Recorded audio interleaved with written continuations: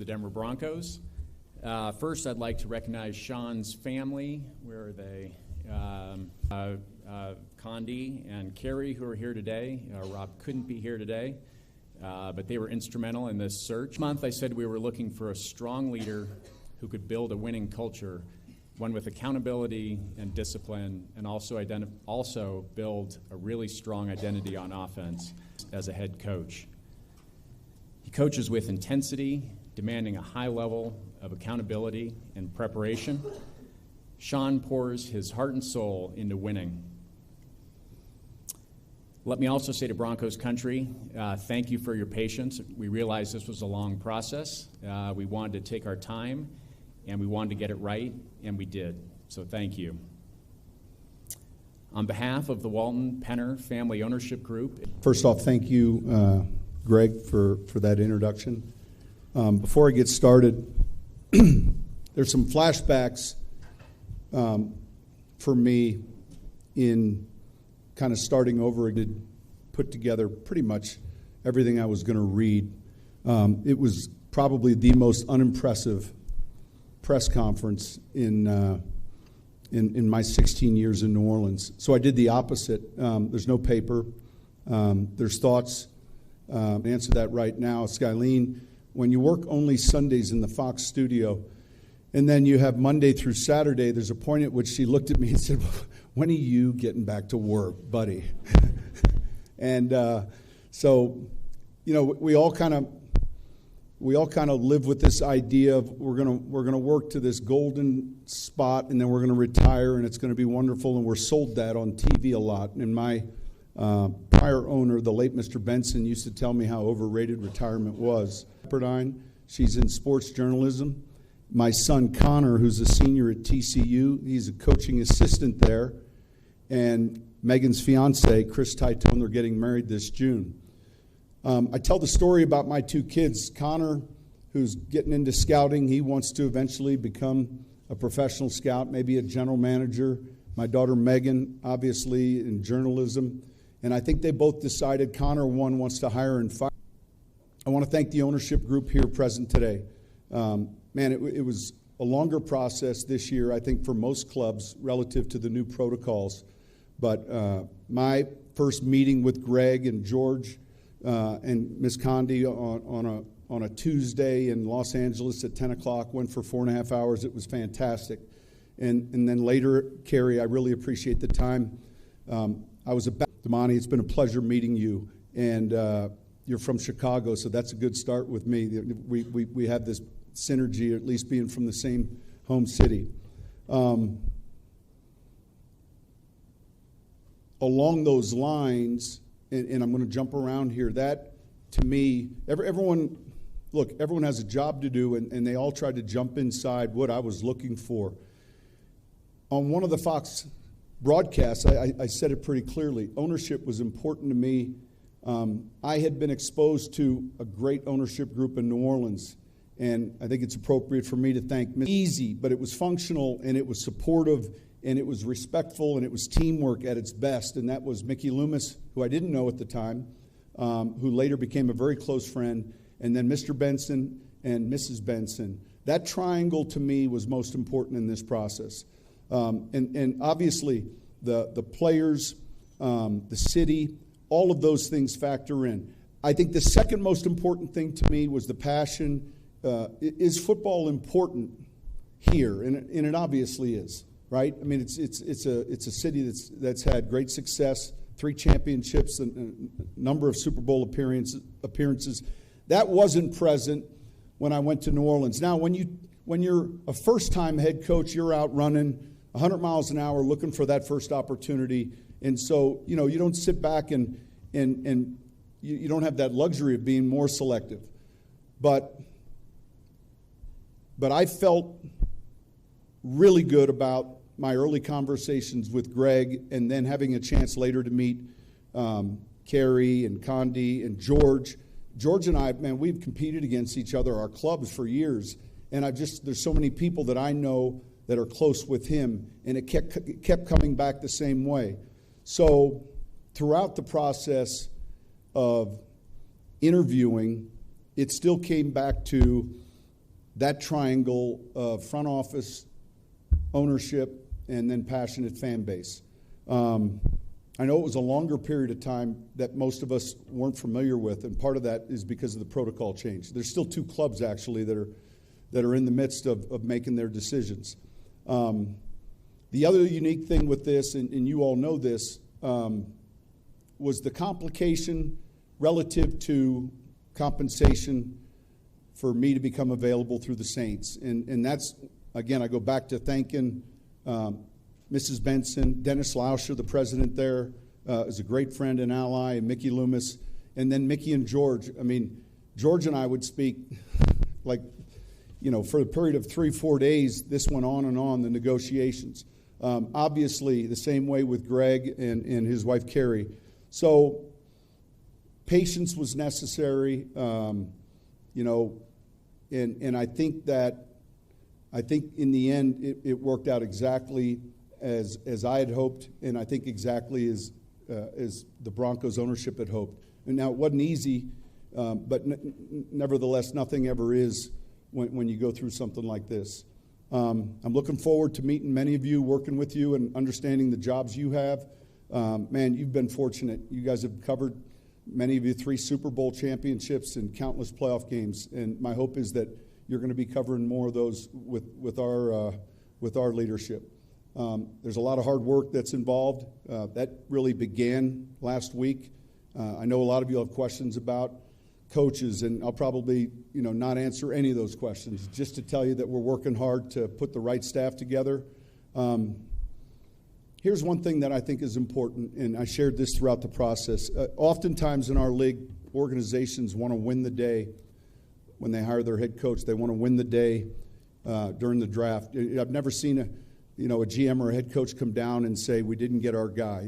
Gosh dang it, someone just jumped in front of us and we had to settle on Bill. You don't say that, right? You say we got our guy. What's most important, although obviously hiring the right people and drafting the right people are important, but ultimately it's what we do during the season. That's how we're measured. And so from experience, having gone through this one other time, in 2006, there were tarps on our walls. The team had just come back from San Antonio. The hospitals weren't open. Our problems then were so much different.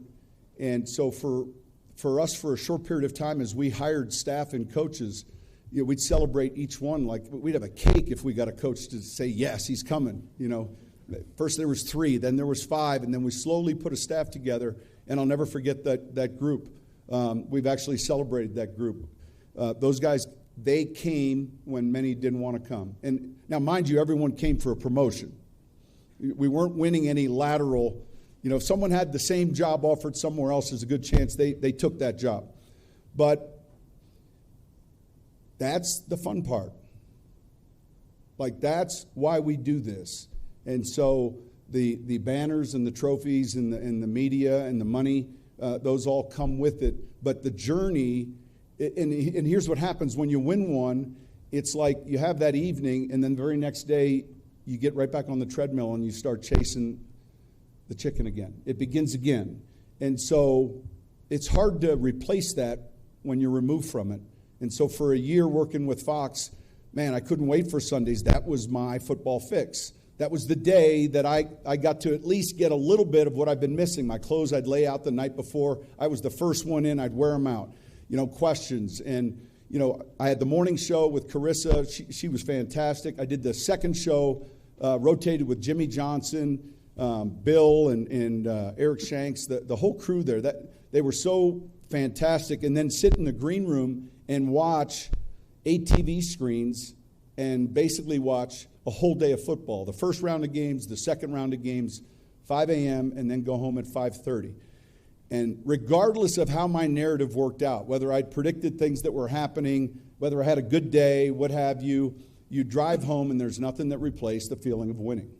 It just didn't. And so off in the distance, I use this analogy. It was a little bit like that racetrack that you could smell the gasoline, you heard the cars running, you could see the lights, you knew you were there, and you know what there is like. It's hectic, it's loud, it's busy, it's noisy, it's not always fun. There's challenging times, there's losses, there's wins. But But every day you'd look and you'd hear it and you're thinking, man, I can't wait to get back. And so I appreciate one more time the Walton Penner Ownership Group for having me back, and look forward to making you proud. Look forward to working with everyone in here and building that winning culture. It's something that it's not easy. It's something that is daily, monthly, and it's something that can slide or slip quickly. I feel like we did that in New Orleans. The first year, our second season, we played in the Hall of Fame game. And so that's in Canton. We had a chance to tour the Hall of Fame. Now, we were playing the Steelers, who were celebrating their 75th anniversary. And that's a little bit of a, like, you get there and I'm like, man, who signed us up for this game? There's nothing but like Steeler fans, 75-year anniversary, a bunch of terrible towels, and then we had a couple Saints fans. So we did the tour of the museum, and I talked to our team that night about the tradition. I don't know how many Steelers are in the Hall of Fame. Similar here. There's a ton of representation. But at that time, there weren't any Saint players in the Hall of Fame. Since then, there have been a number. But I remember telling that team, that first 06 team, 07 team, that we look at Pittsburgh as a certain team that's one of the iconic teams, winning programs or franchises, just like we would see the Broncos. And New Orleans wasn't viewed that way. And I said, we will be soon. And what I love is that my son and my daughter and anyone in their generation would look at the Saints as a team that you had to contend with year in and year out for the last 16 years. Won a lot of games. And ultimately, that's what it's about. And so hopefully today we've won this day, and hopefully we win the draft. But more importantly, it's winning in the fall and building a championship that this city and most of you have had a chance to experience. So we'll go from there.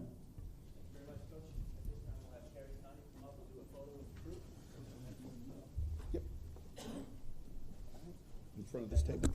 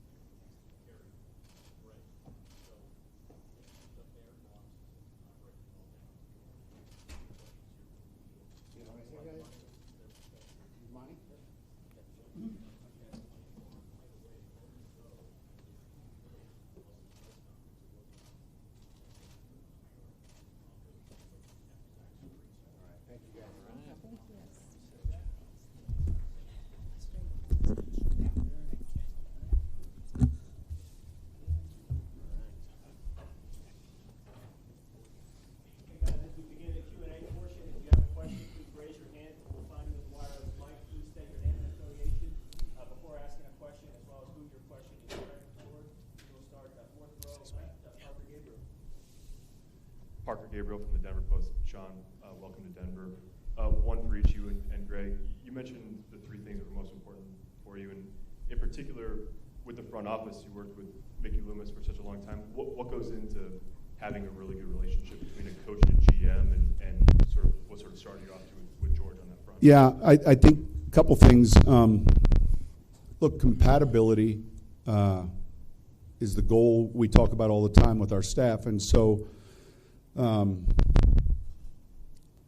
the individuals, their skill set, first off, is important. I use this term all the time. You know, you don't have to have a good sense of humor, but you have to be able to laugh at yourself. And so when I arrived in New Orleans for that first day, there was no one at the airport. And what I mean by that was the only person at the airport, aside from the pilots, was Mickey at baggage claim. And it was pretty raw still. And I remember that day feeling, as the day progressed, like I kind of like this guy, and I liked his personality, and but I kind of felt like, man, I like him, but not enough to where I'm going to come help him out with this mess. I mean, you know, it was challenging. So George and I first had a chance to meet then in L.A. For the last 3 days, probably worn a track out back and forth to each other's offices, and I feel the same way. I feel like I've got good instincts, and I feel like there's a demeanor with him that reminds me of Mickey in a good way, a very steady. And I've always respected the teams he's been a part of. I mean, Mike Zimmer and I, who was the head coach at Minnesota and spent a lot of time with George, Zimmer and I were under Parcells at Dallas. So it's a small industry, but particularly in our case.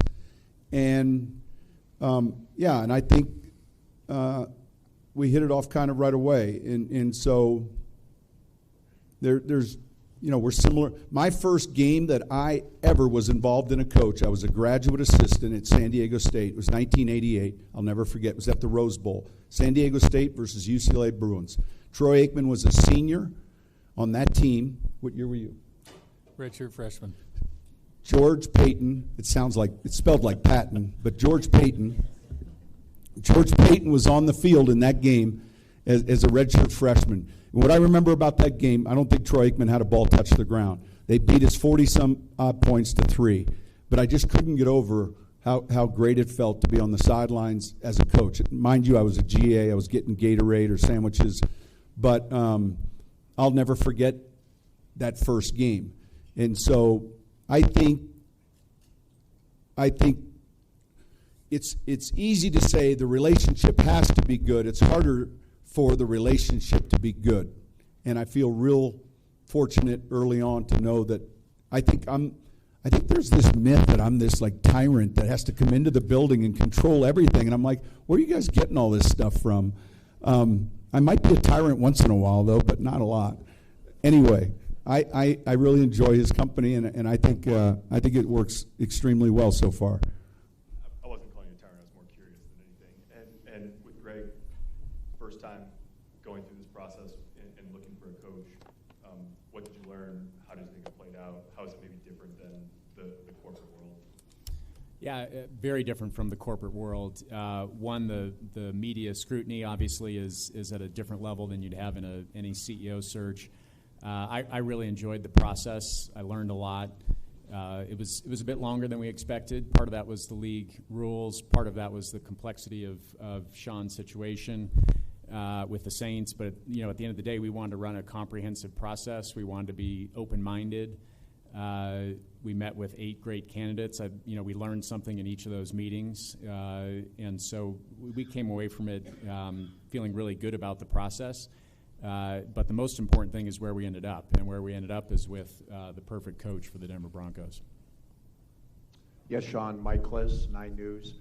There's a lot of discussion this year about Russell Wilson and his performance versus Seattle. I think you were asked about it a time or two on the Fox studio. As you studied film of him and you were preparing to take this job, where did you come down on where Russ is and how you yourself can bring him back to where he was before?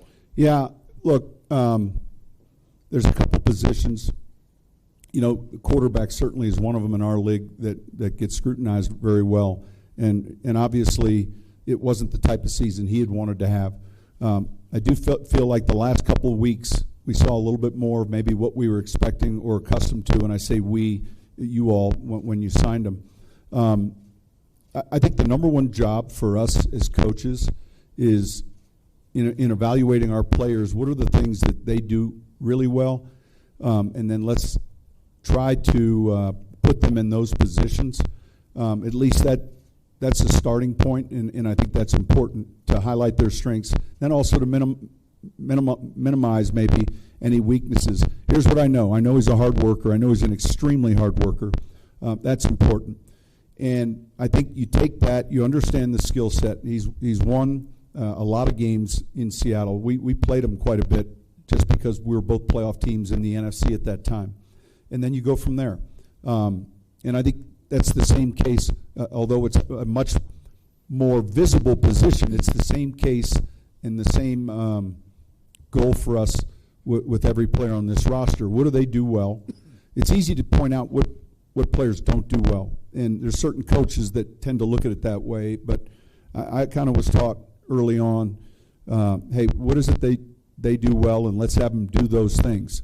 None of us want to go I don't like singing, period, but none of us want to be at a karaoke bar with a song we don't know the words to.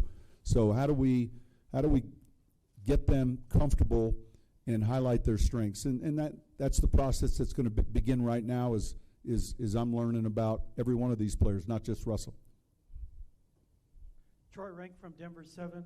First question is for George Payton.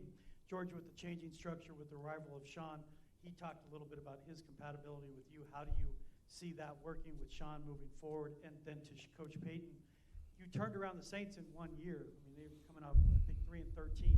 Is it realistic for Broncos country to expect you guys to be relevant again in your first season? Yeah. You want me to answer that question first? So, look, I don't like making predictions because I think that there's so much that goes into it. I think it's realistic for our fan base to expect a completely different type of culture, and I think it's realistic for them to expect us to win. Now, to what degree? I remember the 06 team, and we finished the preseason. We had to play all of our preseason games on the road, I think, because the Superdome wasn't ready, and then we had to open on the road for 2 weeks. And after the second or third preseason game, we'd gotten beaten pretty bad by Dallas, and I came into the locker room and I sat down with Mickey. I said, we're not going to win a game with this team. And we ended up winning a lot of games. So I know this. The work has started.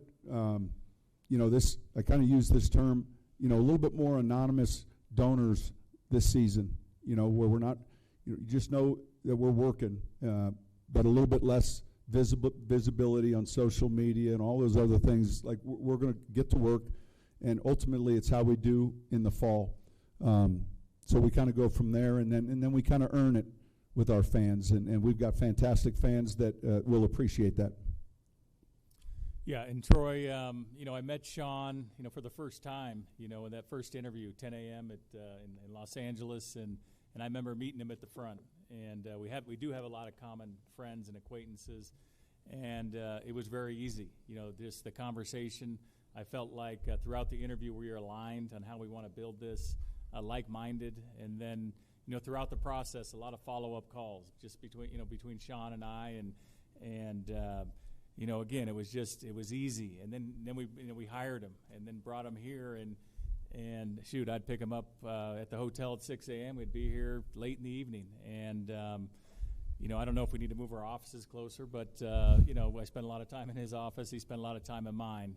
Obviously, this is a honeymoon period. We have a lot of work to do.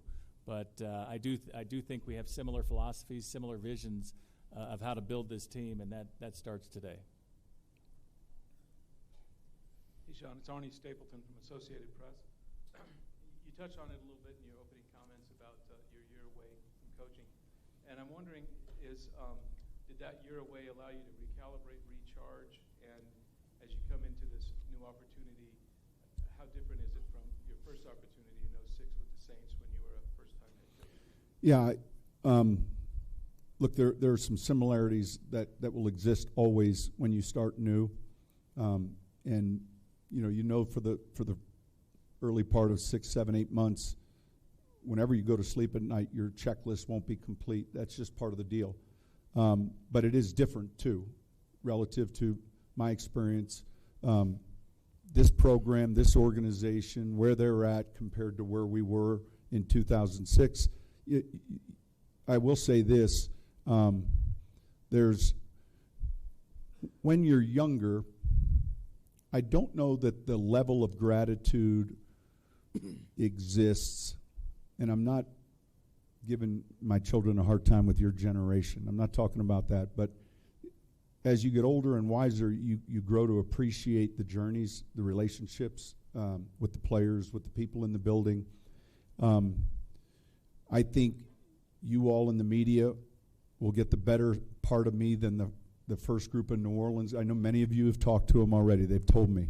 And they've all asked me to be as tough on you as I was on them in 06, 7, and 8. And so early on, when you start that process and you're young, you're not paying attention to your battery level. I don't play a lot of video games, but I'm sure my battery level, my charge would have been expired.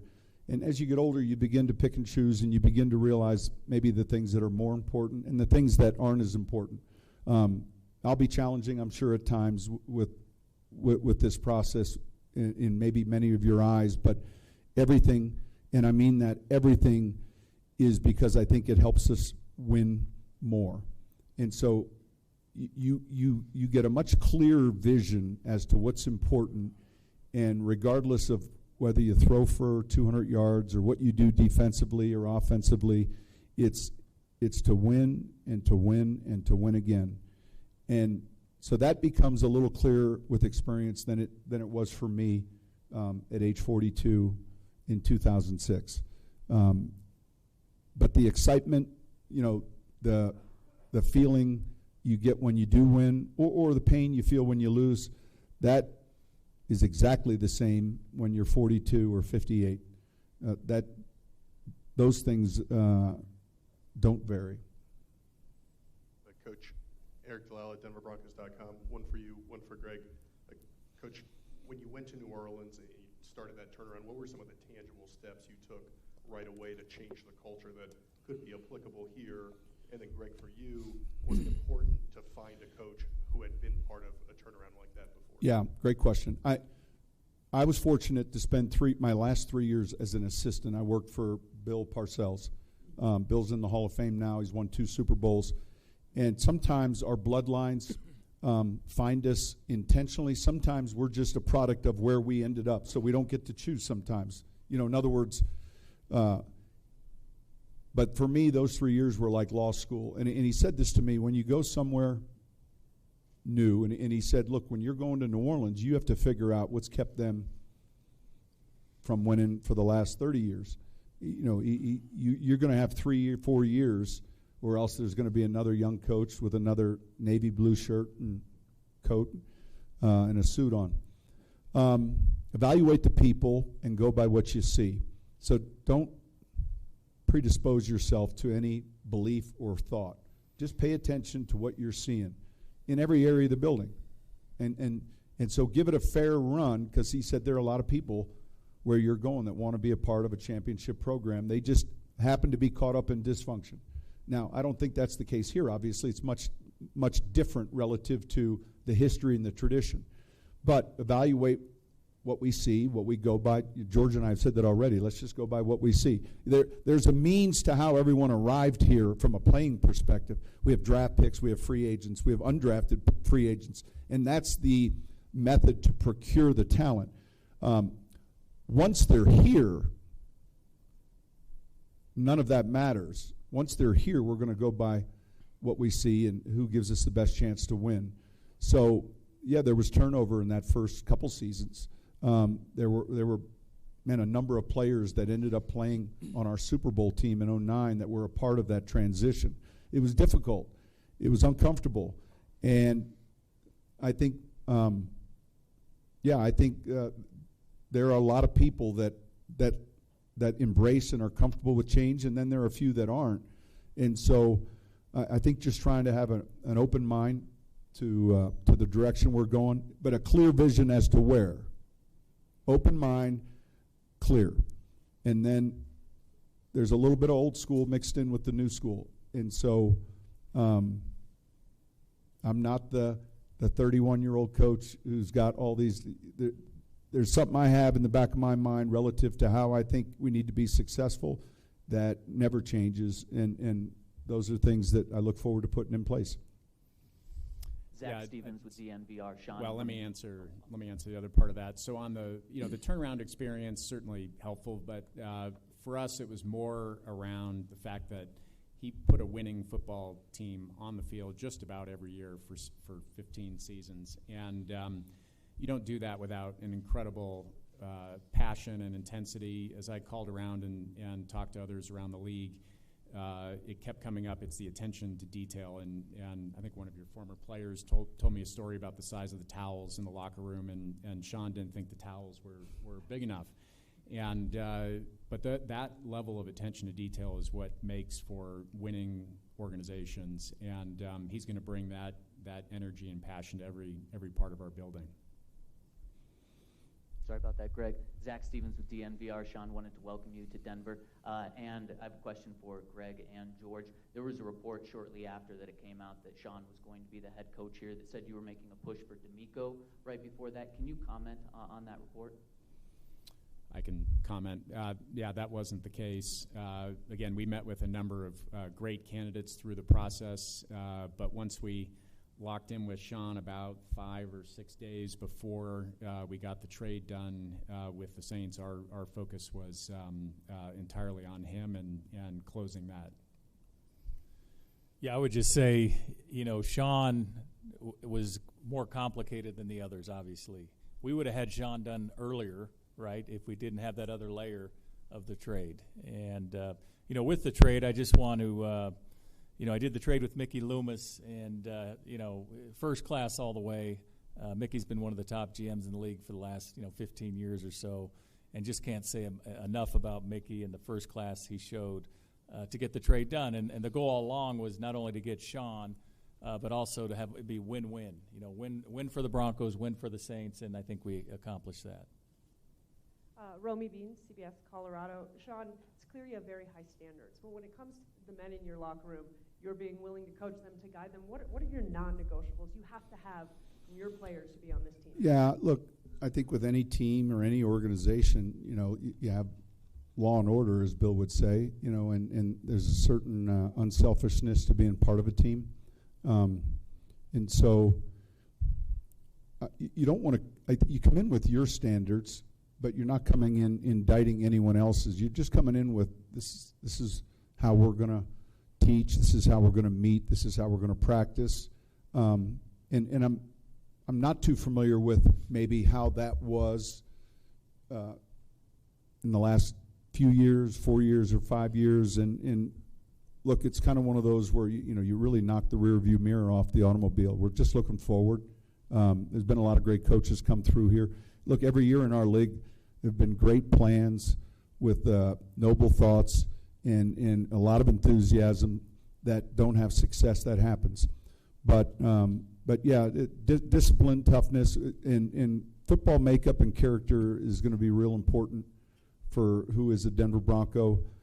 I use this story, and it's a compliment, and I'm very comfortable with it. When I got hired in New Orleans in 2006, we just had to look at New England if we really wanted to see, what the standard was. If we were making pizzas and there's a line around the block in front of their pizza parlor, then we might want to know what they're putting in their crust or their sauce.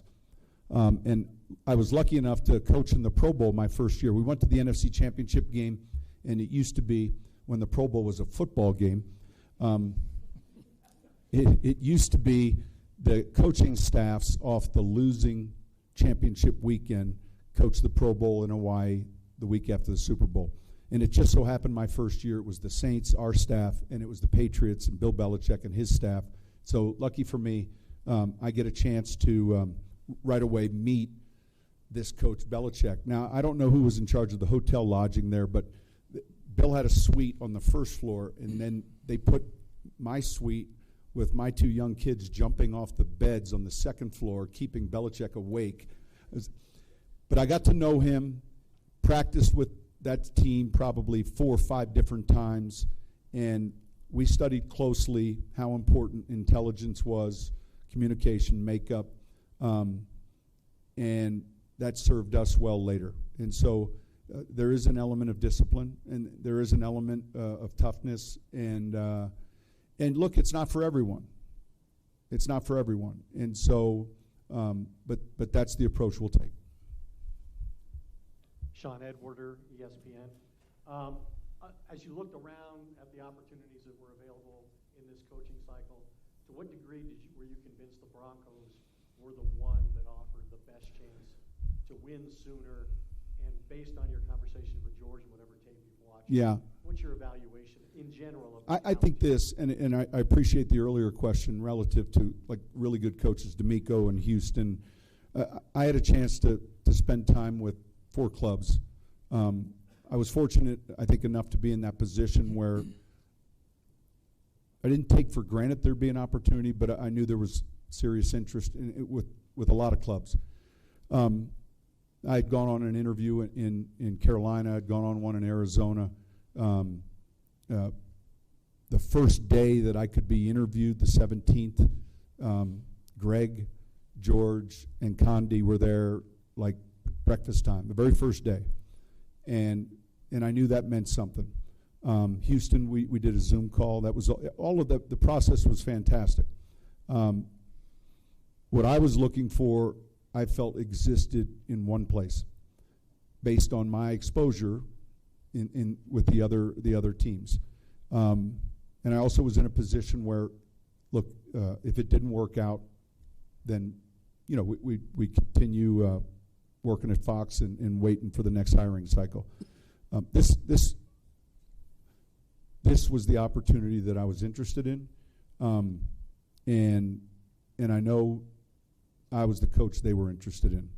Now, it was complex. So if any of you were involved in ownership and you were involved in trying to trade for a coach, certainly you would have a plan in place if those stakes were too high. I mean, I told Greg and George, here's the thing. They're making the trade, but it's like, this trade impacts me, and if this trade is for this, then don't take it because I don't want to go if you lose that. Does that make sense? And so that's where these guys were fantastic. And, yeah, if you're in that position, you're on the phone with everyone because at any time it might not work. And so I think D'Amico was probably talking with Lewis Hamilton or something because I was on the phone with these guys the whole time. Coach, Darren McKee from 104.3 The Fan. First of all, cool to see your son Connor here, star of Home Team. That movie right there. He's right here. He's in. I told you he's in scouting with TCU. They had a great semifinal game against Michigan. We celebrated that. We were at that game, and then it was a tougher game versus Georgia. Well, you made a good quarterback switch in the movie, at least. Yeah. But you did say when the Broncos welcomed you on Twitter, you said time to work #details. I've heard about details quite a few times right here. I was wondering if you could provide any specific examples of details that really You want matter. some fun details. So Yes. we talked about the towels. I share this story, and at some point, someone here is going to ask about, hey, is it you or is it George drafting the players? Is it you or George cutting the team? Is it you or George? Mickey Loomis and I, for 16 years, and I mean this, I can't think of one challenging time we had relative to roster. Now, we might go into the office and discuss it, or one challenging time we ever had relative to the draft picks. But we'd go in and figure it out, and then certainly in a collaborative effort, handle that with Greg and Kerry, and that's the greatness of the teamwork. Now, we would fight like cats and dogs over these other details. So the towel thing was, it was one of our playoff games, and I liked that when every towel's in a seat, 70,000, and it's distracted. We have a hard place to play, just like it's hard to play here. And the towels we handed out were they were kind of like the napkins you get after you have like a seafood, they were just, and so I asked Mickey, I said, wave this towel, and he tried to, and I'm like, you have to dip it in water to wave the towel correctly. And so it might be the shoes players wear for a game. It might be, we'd win 4, 5, 6 games in a row, and Bill taught us that's when complacency set in, and so nobody knows about the original. You know how the people glad hand you. So we had our ticketing department climb in through the aisles and just shake hands with every member of the team and not say a word, just say, you're doing a great job, doing a great job. We brought in mascots from other teams. There's a lot of things. If we're maniacal with the details on the field, then we have to be that way in every other element. The training room, the weight room, how we approach ticket sales, everything matters. Like, you can't just say, oh, it's only this that's important, right? Everything matters. And so how we traveled, how we celebrated in the locker room. We bought a $30,000 stereo system, Club Dub, and we felt it was important, especially on the road, that everyone that could possibly hear our locker room celebrating, like, what is going on in there? And that is creating culture. And so with the right people, with the details, I could go on and on. We've got a ton of different stories. George Stoya, Denver Gazette. Sean, there was obviously a lot of reports out there during the search. One I wanted to ask you about, was one that Russell called you during this process. Did that happen? What was that conversation Yeah, he like? did. And like when he called right away, I thought, man, I'm the last person that needs to get in trouble with the league. So we chatted. I coached Russell in the Pro Bowl, and so it's a very small community where you get to know these guys. And he lives real close to Drew and Del Mar, and Drew's like, man, Russell is wearing me out. And I said, Drew, we're going to give you a little spot in the program. We'll call you senior assistant of Del Mar. You know, that's where Drew lives. But yeah, we spoke briefly, and Latavius Murray is one of my former players, and he's played with a number of teams. A super guy. You guys have had a chance to cover him. He's just, one of those guys you like being around, and we had a great experience with in New Orleans. And I had gotten a text right at the end of the season. He's like, man, we've got to find a way to get you here, me and my backfield teammate. So when I heard that, I thought of running back. So then I thought, who else is in his backfield? And I'm like, who's your backfield teammate? And then he sent like the number 3. And I said, it was Christmas time. And I said, well, be careful what you're asking Santa for. That was my response. So that we kind of go from there. Did the orange tie mean anything on Fox? It did. Okay. It did. It did. So some of you caught it, and that's the type of thing I'm thinking of. Like this pocket tissue I'm wearing right now has an angle going upwards, if you can see it, if any of you can. And the horse, I believe, has an angle going upwards. And so this morning when I put it on, that's kind of symbolic about the direction we're heading right now. And man, I know this at the top. Wayne Gretzky used to say, the view never changes from the top. And that's where we're going. Sean, Nick Kosmeyer with The Athletic. I've read that you tell coaches you're in the buying business when it comes to play call ideas. And I'm just curious what you've gathered. Well, I think when you say that, Jerry Jones said this once, it made a lot of sense. Man, we're always opening the door to be sold in a direction or moved in a thinking. Like, the minute we ever stop opening the door, I think as educators, I can't think of the number of mistakes that I made when I first started coaching that I look back on now. And, well, how would my growth have been if I wasn't opening doors and looking at how to improve? So we're always in the business of trying to be better. We constantly look at, the updated schedules. How can we be more efficient with our time? How can we teach better? And so even in 06, what we taught or how we taught it changed dramatically to how we were teaching in 2020 or 2021. So, yeah, I am in the buying business just relative for improvement, and I think we have to be. So just my follow-up on that Yeah. is in your role as an analyst and as you go into this as a play caller again, what did that experience of getting to watch the game in a slightly different way do for that process? Yeah, look. You appreciate a couple things. You appreciate entertainment. So that's what I was in. And so there's that old adage, don't let the truth get in the way of a good story, I'm not saying, but it's different as an analyst. You're not vested the same way. The amount of time spent is much different. Now, I'll say this. The group I got the opportunity to work for, and that's Fox, was by far the best in the business. And then they've been number one in their pregame shows. They have the Super Bowl this year. Tonight I'll be doing my last bit of work for Fox tonight, and then Saturday and Sunday. So I'm kind of carrying 2 lunch pails here. I'm picking the Eagles. We never want anyone in our division to win anything, right? The perfect weekend for a Bronco fan is we get a win and the other 3 lose. But I think that it's more entertainment. You recognize you don't have as much time. You're coming on. Let's be clear, quick with our comments. Let's be enlightening. From a coach, it was nice because I could watch a game in the green room, and Jimmy Johnson is in there, Michael Strahan, Kurt Menefee, Howie Long, Terry Bradshaw. I mean, these guys were like icons for me. And I get to sit here and like eat food and watch football games, And so I'd be the last one that'd be like, hey, it's time for you to go. I'm like, all right, I got to go home. That was my football fix. Carissa, all right, working. Charles Woodson, Michael Vick, Peter Schrager, meeting him.